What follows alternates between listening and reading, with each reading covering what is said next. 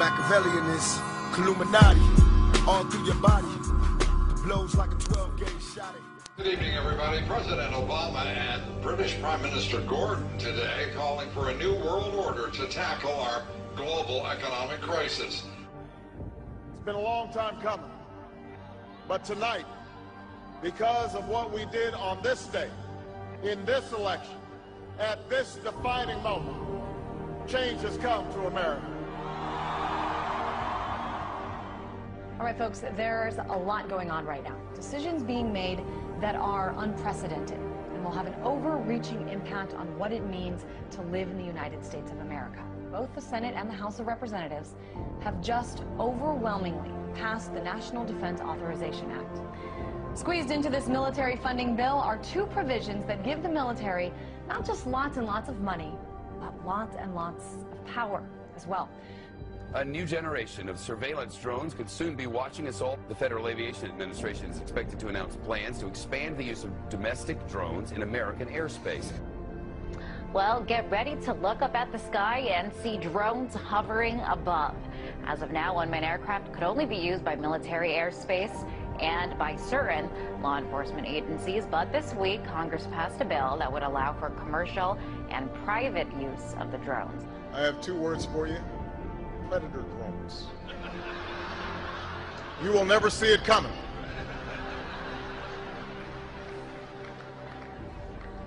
You think I'm joking? For shopping and dining over Thanksgiving and maybe watching some football games, big government Republicans and Democrats were busy shredding the last vestiges of the Constitution. Senators John McCain and Carl Levin want to enact a law that would declare the entire United States of America a battlefield for the military. They're talking about inserting the Army into domestic law enforcement. Senator Lindsey Graham, who supports this bill, says, quote, "The homeland is part of the battlefield, and people can be held without trial, whether an American citizen or not." The Department of Homeland Security buying ammunition, now looking to purchase another 21 million rounds of ammunition. This in addition, of course, to the 1.6 billion rounds that Homeland Security has bought in just the past 10 months. Now, to put all of this in perspective, the military used approximately 70 million rounds each year of the Iraq War. 70 million rounds in a war. If you look at what the Department of Homeland Security has been purchasing over the last year, it comes out to like 1.6 billion rounds of ammunition, more than 7,000 fully automatic assault weapons, 2,700 MRAP type vehicles, and now drones. Those are instruments of war. Department of Homeland Security's, who are they going to fight a war against? Something happened.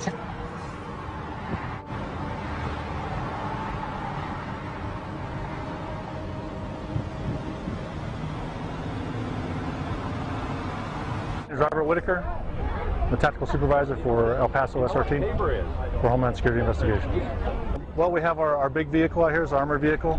It's an AMRAP vehicle. It's mine resistant, ambush protected. That's what it stands for.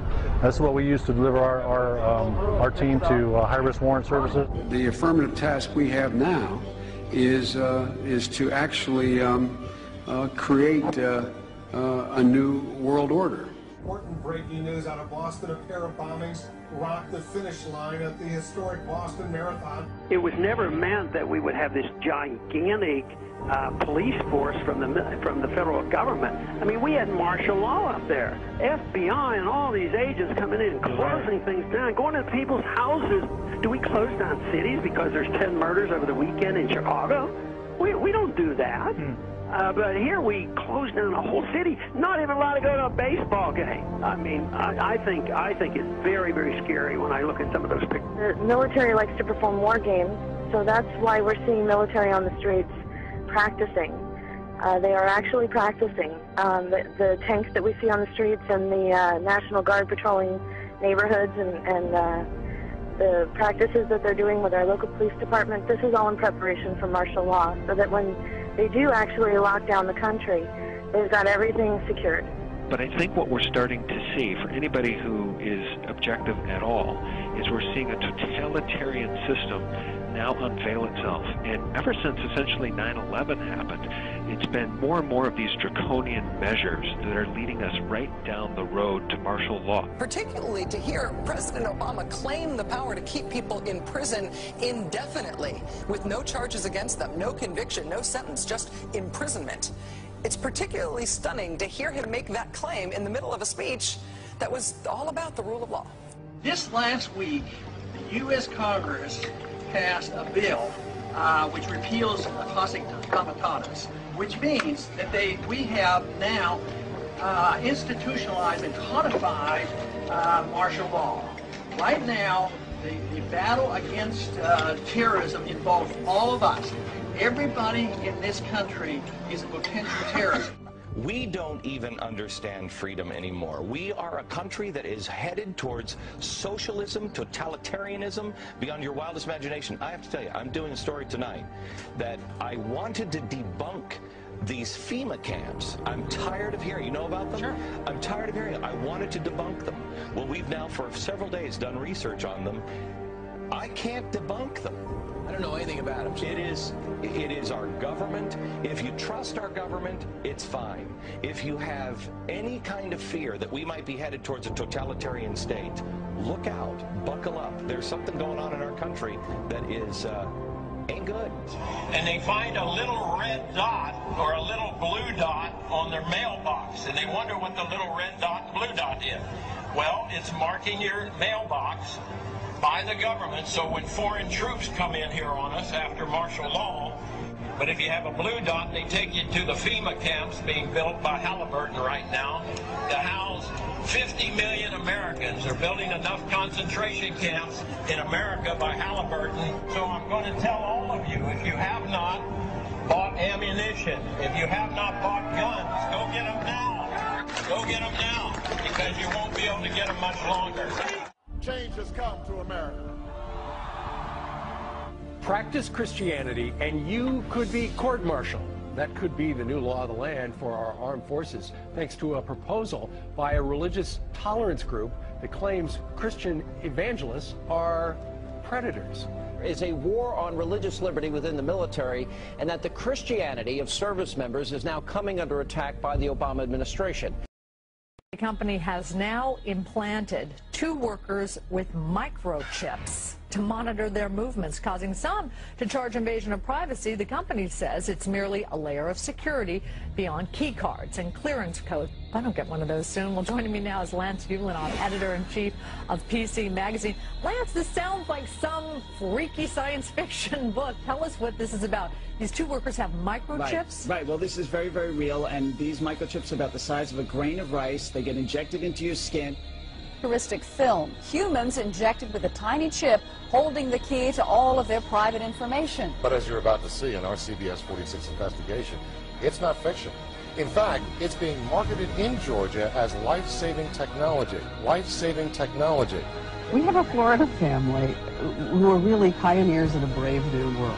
They have volunteered to be the first ever to have microchip identification devices implanted into their body.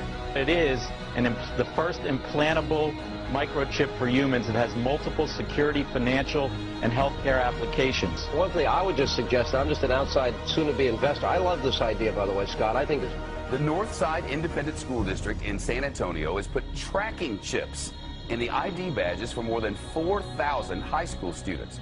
Well, it looks and sounds like something out of the future, but a new palm scanning device will help Bossier Parish schools keep better track of what children are eating now. The electronic device will be implemented in all Bossier Parish schools. Now we're seeing a complete totalitarian takeover of the United States of America. We've been talking about this for years now. This is the police state. This is the police state. This is what a total breakdown of our society looks like. But we're seeing all of this intensify. This is all intensifying around the Second Amendment. Should we be able to own guns or not? Let's take guns away from the people. These are very big, very hardcore issues. No matter what your purpose is, you must leave. If you do not disperse, you may subject to other police action. The use of riot control agents and/or less lethal munitions, which could cause risk of injury to those who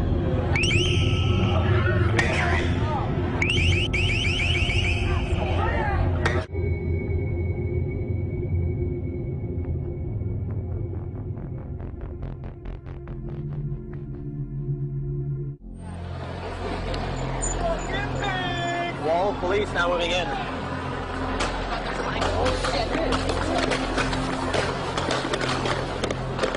American, every person on United States soil or international soil can be deemed as a terrorist. If they have really any reason to want to detain you, they don't need to acknowledge your Fourth Amendment rights. It's what supported things like the Patriot Act and now the NDAA and the ever-encroaching police state. By order of the City of Pittsburgh Chief Police, I hereby declare this to be an unlawful assembly.